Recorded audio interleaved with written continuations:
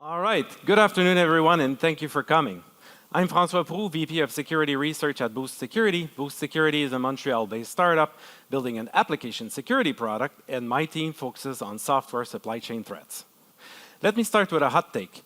2025's build pipelines look like the average 2005 PHP web app in terms of secure coding. What do I mean by that? It's a real dumpster fire. Web app security has improved dramatically over the past 2 decades, but the build pipeline still lags far behind. Let me clarify what I mean by build pipeline. The modern world depends on software. We all know that. Developers write code, they mix it with open source code, everything is shipped by CI/CD. CI/CD runs with high privilege, that is, with secrets, tokens, and signing keys. It's also the bastard child, often neglected by both dev teams and security teams. Most pen testers, up until recently, did not even look at those systems, even though they're very juicy targets. The other thing is that even if your CI/CD itself is hardened, well protected with strong authentication, in order to do its job, it's designed to accept a lot of untrusted inputs. So much so that maybe we should rename CI/CD RCE as a service, because that's what they really are. They're systems with high privilege waiting to receive triggers over the network to process data and execute code before uploading the results somewhere else. Let me fix the slide. That's more clear. In March of this year, you might have heard about a very popular GitHub action, TJ Actions change files that got hacked. It's a pretty long story, but the crazy part is that based on our independent forensics that we did in parallel of other larger teams such as Wiz and Palo Alto, we came to the same conclusion, that in fact Coinbase was the final intended target. And since the attacker was not allowed to finish the job, as he got caught very close to the end goal, he got mad and put a simple memory dump snippet logging all secrets in plain text in the workflow run logs for anyone to grab. I personally equated it to nuclear fallout. Let's stop for a moment and picture where the build pipeline sits within the software supply chain. There's this amazing framework called SALSA, and it's an acronym which stands for Supply Chain Levels for Software Artifacts. On the left side, you have what they call the producer, but really we should talk about the developer, writing code, typically on their laptop, using Git to commit and push the shared repo. Often that's GitHub. Then they open a pull request, which often automatically triggers the build pipeline. So that could be GitHub Actions, Circle CI, Jenkins, etc. The artifact produced by that CI will often be uploaded to a registry so that other people can consume it. So in the case of open source, it could be a package published to NPM, PyPy, Docker Hub, but also Helm charts, Terraform modules or providers, etc. Now let's turn up the heat on the salsa for a moment, because there's a bunch of threats that we have to consider. And since it's such a critical part of the supply chain, we need also to keep in mind that we just renamed CI/CD RCE as a service, right? Let's walk through a typical attack sequence. We have an open source project hosted on GitHub in a public repo. It uses GitHub Actions to build, package, and distribute its signed artifacts. It also has, in this case, it needs to have a GitHub action workflow that triggers on a so-called risky event. So risky events could be pull request target, workflow run, issues, issue comment, but there are others. All those are so-called risky events because they expose secrets even in the context of external contributions. Then the workflow needs to have some kind of vulnerability. More on that in a moment. Ultimately, the attacker is able to dump the memory of the runner, which contains all the secrets. And that's because the VMs typically grant sudo access to the Unix user that the job runs under. And often, those exploits can be zero-click and leave very few traces. This might look like a subway map to you, but it's the actual attack tree for GitHub Actions. There are many possible mitigations and many ways to route around some of them. So what kind of vulnerabilities are we talking about here? First, we have the so-called pwn request, which is when an attacker's pull request contains files that modify the behavior of tools already present. This is why we came up with the term living off the pipeline, or LUTP for short. This is because an attacker is simply using risky features of the tools already present. More on that later. Second, we have template injection. Those so-called mustache expressions with the $ curly brace. But really is just command injection or script injection, depending on the context where the expression is interpolated. Third, we have bot-mediated confused deputy. That's just a fancy way to say that if the pipeline somehow trusts non-human identities to run high-privileged actions, such as automatically merging security patches of Dependabot, for instance, sometimes, and depending on the authorization logic, it's possible to abuse it. Finally, we have self-hosted runners that are not ephemeral. Recall earlier that we renamed CI/CD RCE as a service. You need to keep that in mind when you consider that a runner is just a VM that is spun up on demand for a given job. And by default, hosted runners are doing just that. They are ephemeral VMs. But in some cases, we might need to self-host because we need a more powerful CPU, GPU, or access to other cloud resources. In that case, we become responsible for hardening the environment and ensuring that RCE does not allow the attacker to exfiltrate secrets that they're not supposed to have access or pivot laterally to other resources. So what does a vulnerable workflow actually look like? Well, let's look at it together. This one is running a risky trigger pull request target. It does not explicitly specify the permissions of the GitHub token, so it may end up getting the default read-write permissions.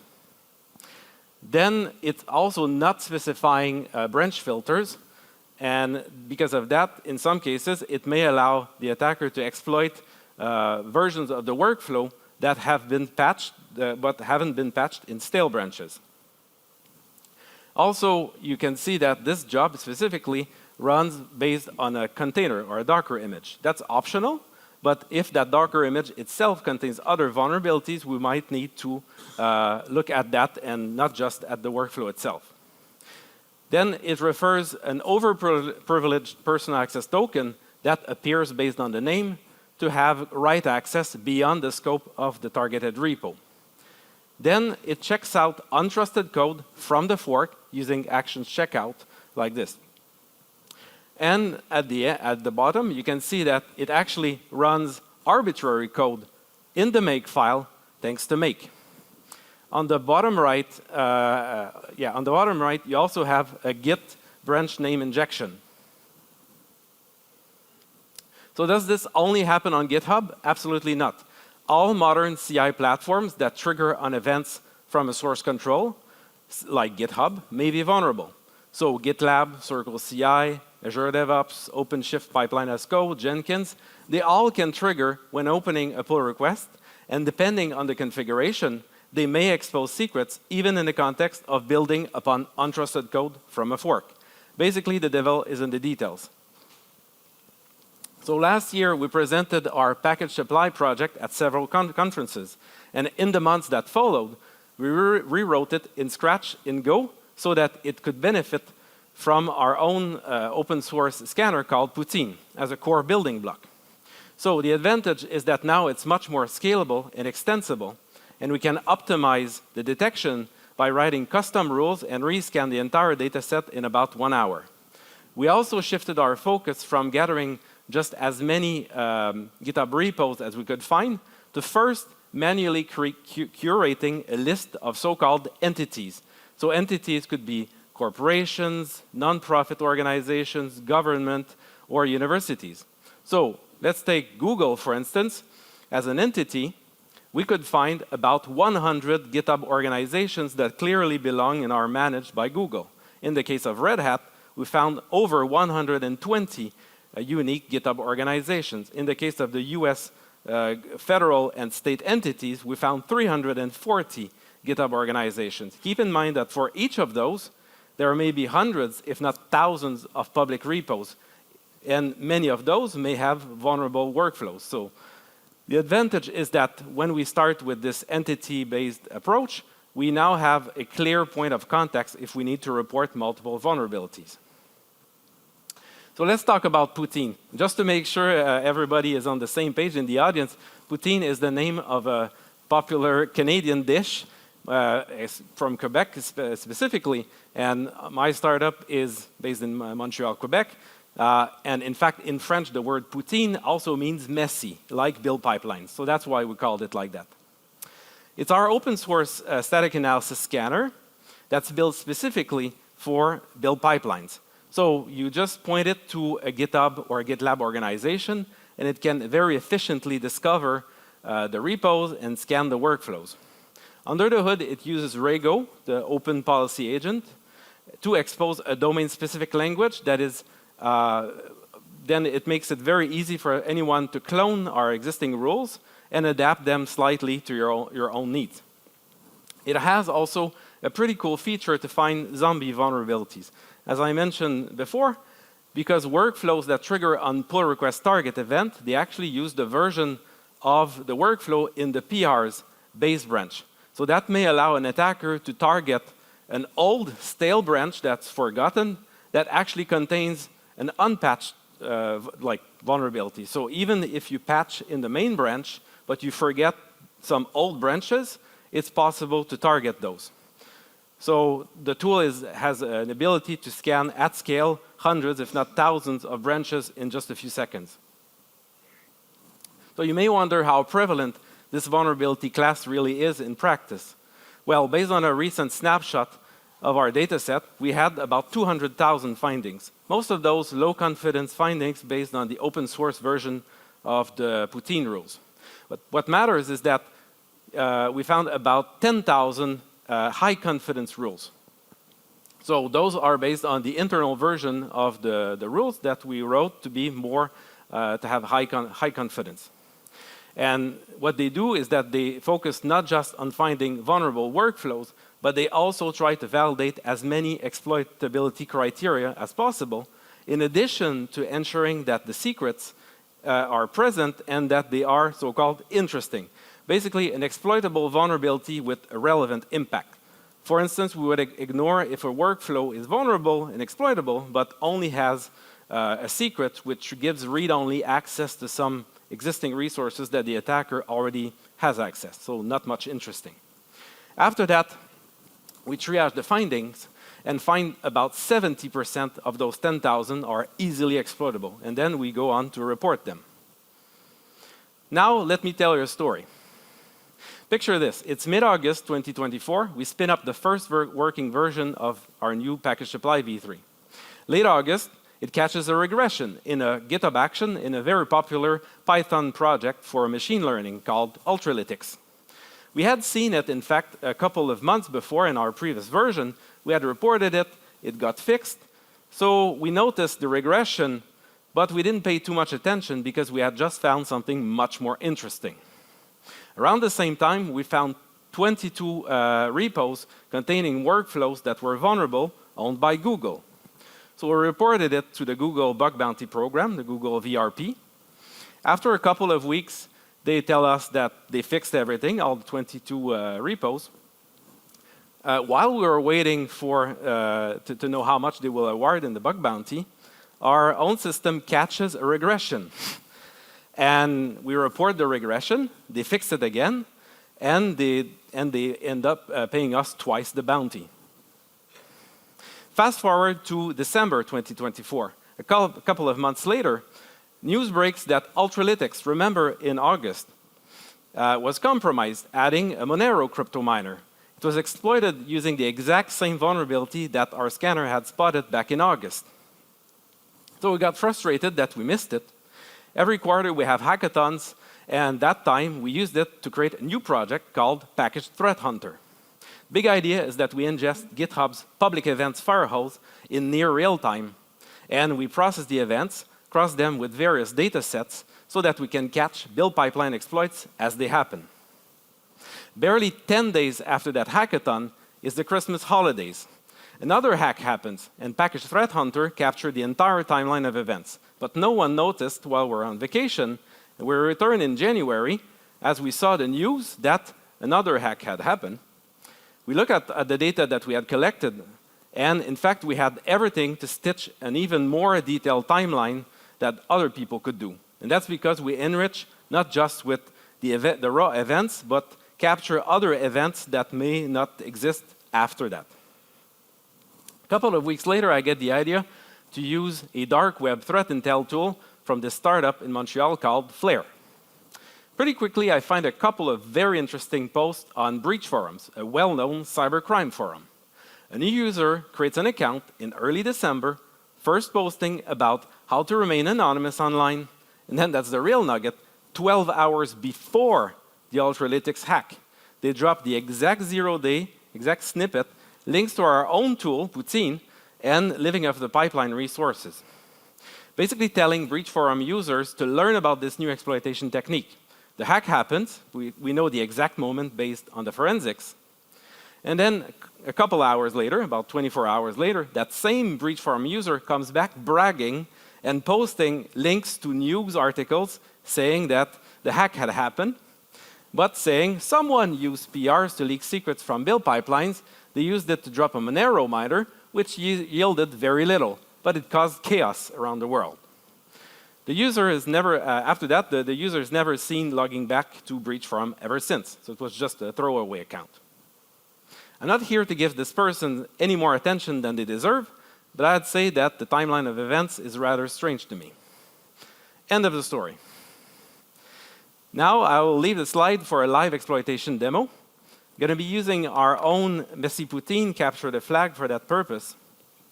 So I'll be showing you the TTPs step by step how to exploit some of those more easy vulnerabilities. So let's see. We'll switch to window.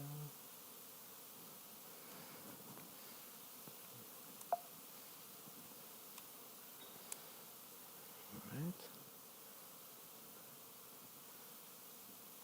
Give me just a second while I'll set things up.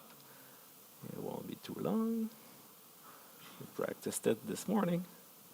All right, one, and then a second, two. Great. Okay, you can see it's a little small, I'm sorry, but basically on the left-hand side you see our messy Poutine capture the flag. So you can find it it's just github.com/messypoutine. There's a bunch of vulnerable workflows that you can try to understand how to exploit this kind of vulnerability class. More importantly, there's one of the repos called Gravy Overflow. We still keep in this whole Poutine dish theme. You'll see that it contains a number of GitHub Actions workflows. In fact, multiple levels of increasing difficulties. If we focus on level 0, we see that it triggers on a number of events, namely issues, issue comment, and pull request target, and there's also workflow run that I mentioned before, but those are all risky events. So it's constructed with multiple jobs and multiple steps. So if we focus just on the first challenge, the fries job, we can see that we made it easy for you. The secrets are already in environment secrets, but if they were not, you could just dump the memory of the runner. It's a little bit more complicated. So if we actually find the vulnerability, we could be using our own tool, Poutine, to automatically detect it. But we can see that there's a bash injection on line 44. It's actually just taking the raw body of the issue and injecting it in the context of the bash script here. So from the attacker's perspective, the browser on the right-hand side of the screen, they don't even need, in this case, that's the simplest case, they don't even need to fork the repo. They just need to open an issue. So they can make it just a bug report, doesn't matter what the title is. Really, the payload is going to be in the body. So give me a second, I will find the payload. Beforehand, I created a webhook so that I could exfiltrate the secrets. So just using webhook site here, if you can see it, yeah. So right now, nothing has been exfiltrated. So the payload is quite easy. It's just a subshell because it's bash. Subshell that uses curl and then post to that webhook site. And again, because it's already an environment variable, just very easy to just use it, but we could have a more complex payload to dump the memory. So we just create the issue, and if we look, it could be from the attacker's perspective. They can see by themselves the workflow running.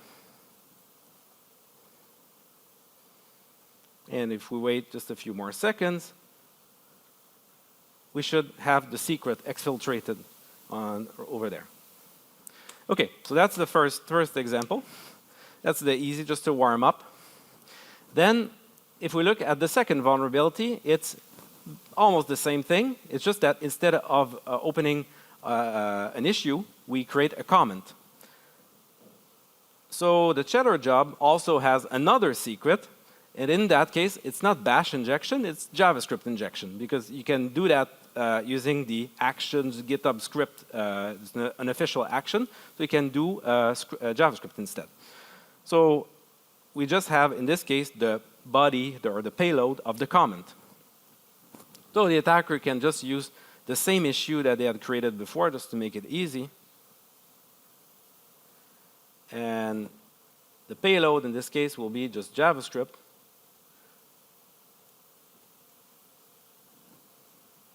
Okay, so slightly different. In this case, we need to escape out of the string, and then break out of the string, then kind of cleanly write like proper JavaScript.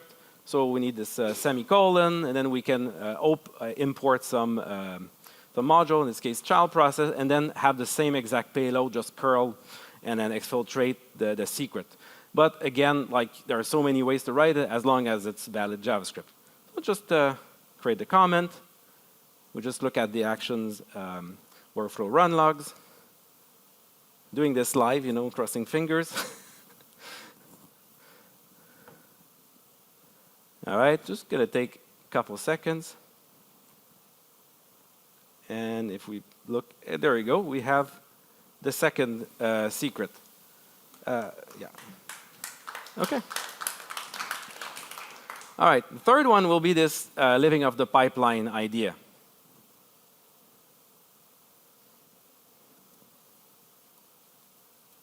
Okay. Okay, so if we inspect the third job, it's triggering on pull request target, either when a pull request is open or anything is pushed to the branch related to that pull request. So the gravy job also has another secret, and the main thing to pay attention here is that it actually checks out the untrusted code from the fork. And then it uses npm to install the dependencies and then run the tests, for instance. So the attacker has no ability to modify that pipeline. So they need to live off the existing tools, in that case, npm. So you can look at our living off the pipeline resource, .p, and you just find the article about npm. You have all the payloads, everything is validated. So there are many ways, but the easiest thing is to modify the package JSON. So the attacker will be, first, in this case, they will need to fork the repo.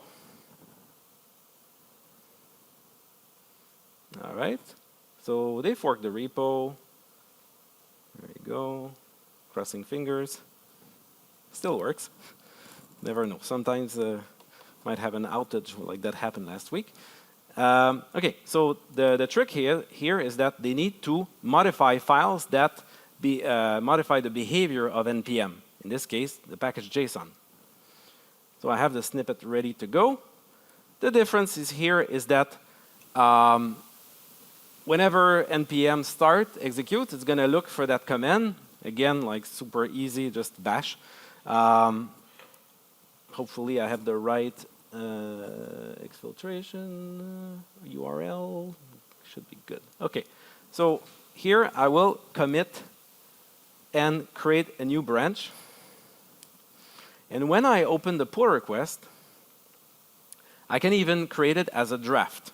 So that leaves that doesn't notify the victim automatically. It just leaves it as draft, but the execution in that case still goes on. All right. So if we wait just a second, we can look at the, oops, sorry, the other one.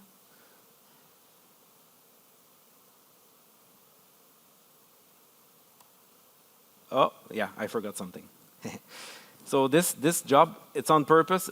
It needs the name of the PR needs to have the word gravy. It's just so because there's multiple challenges and I need to orchestrate which one triggers. The only thing, I just need to touch the file. But if I was a real bad guy, I would do it in my first shot. Just commit. All right, and check again. All right. Doesn't trigger. Let me check. Made a mistake. Sorry. I think it's because I need to open. Yeah, my bad. It's not GitHub, that's just me. What I did wrong is that when I modified the file and opened the PR, I did not open it towards the victim. I opened it towards me. Okay, and I will make sure to have a gravy. All right. So the trick is that I want to, basically open a PR against the victim. All right. But I'll do the same thing, make it draft, and then I'll put the word gravy. Okay. Crossing fingers.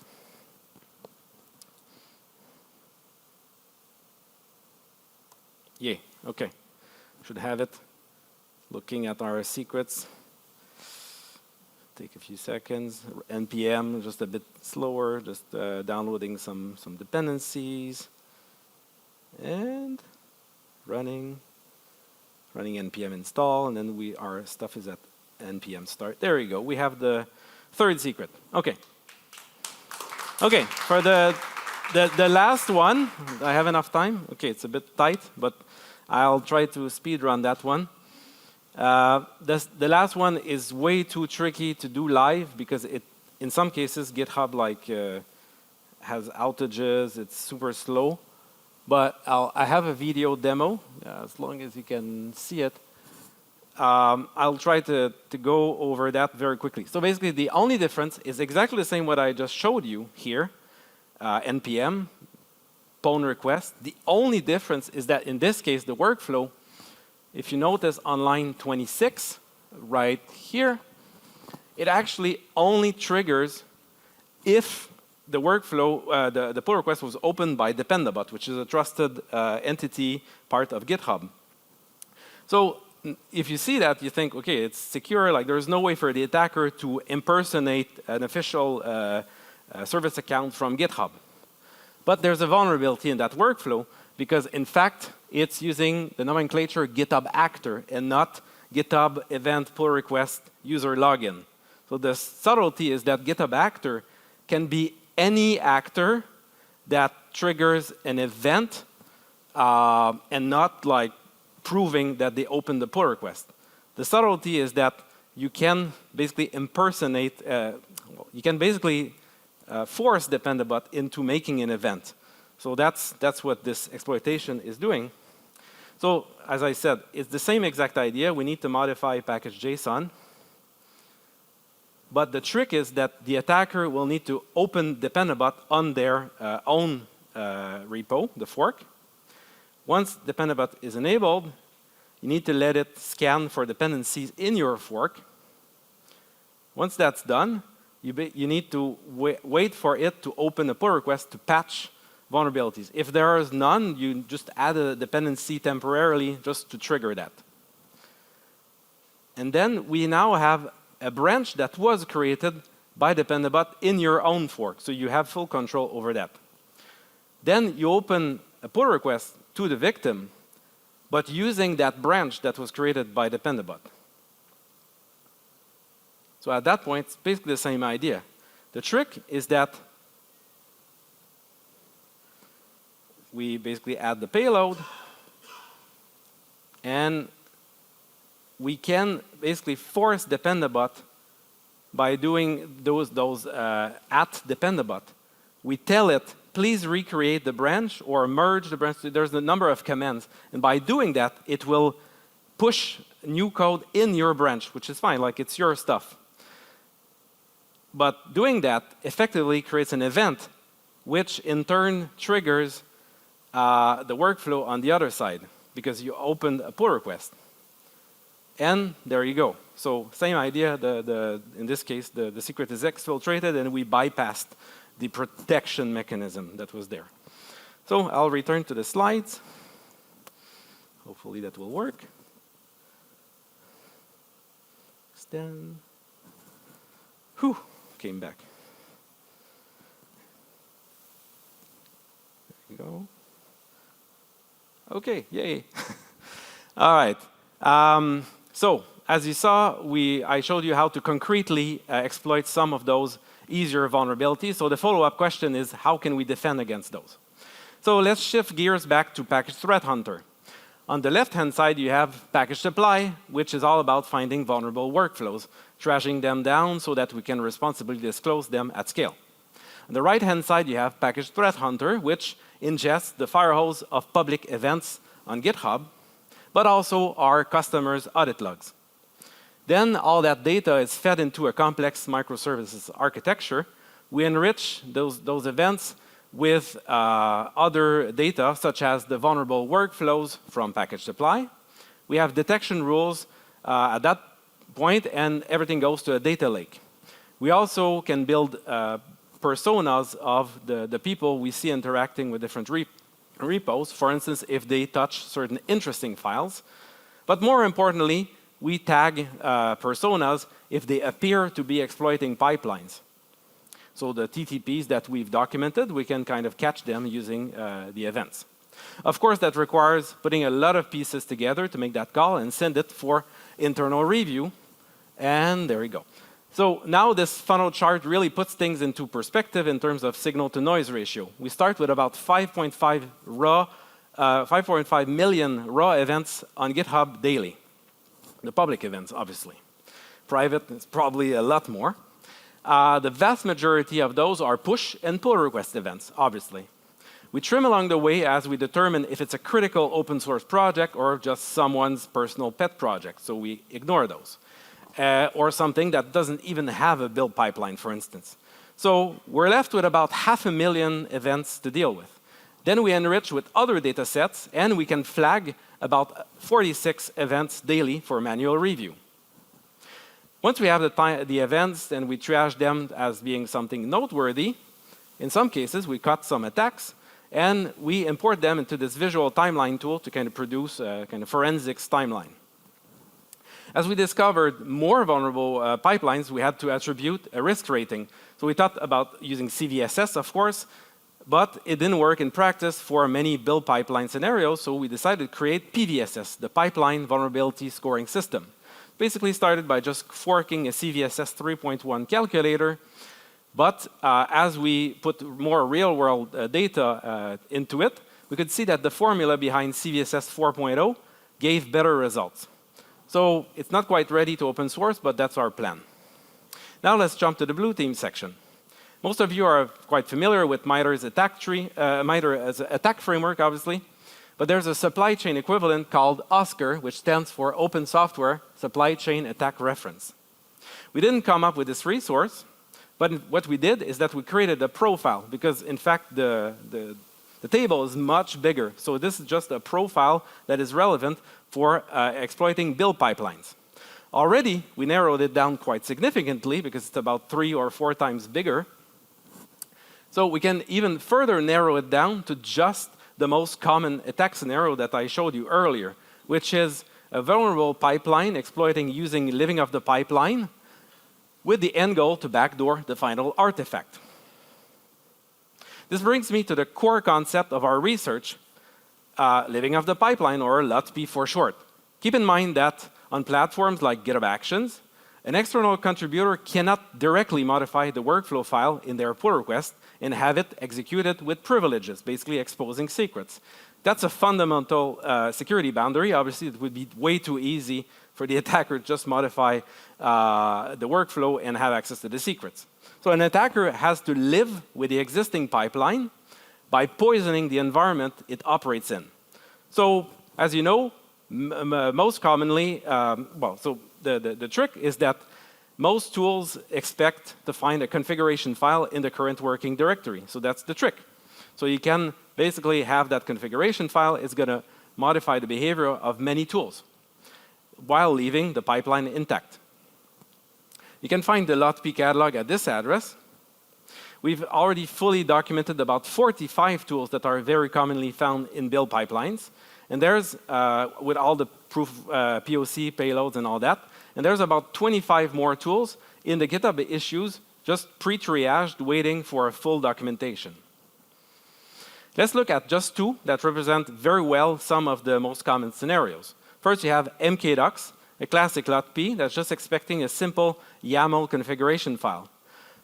You specify hooks that point to arbitrary Python file, that's it. Trivy is pretty cool because it's actually a security scanner itself.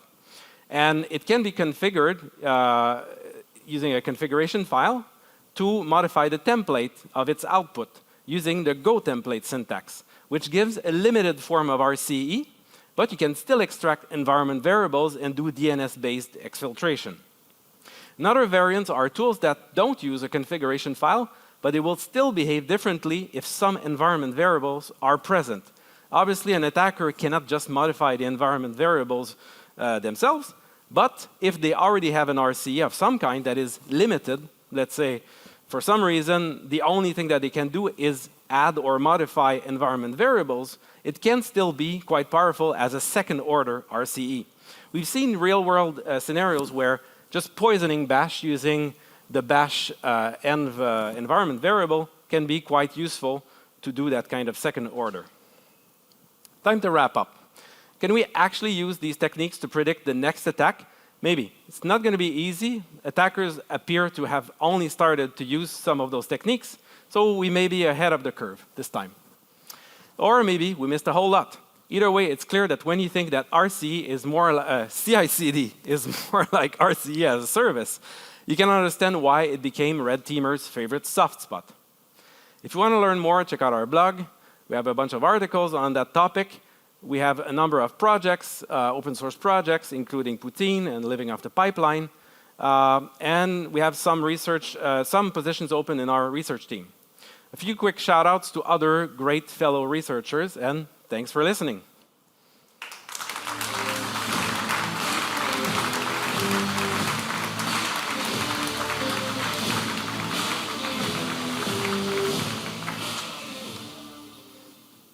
Thank you so much for the insight, and also making me a little hungry. Think about all this poutine all the time. I love the food references in there. We do have some time left, so if there is a quick question, we can take care of that.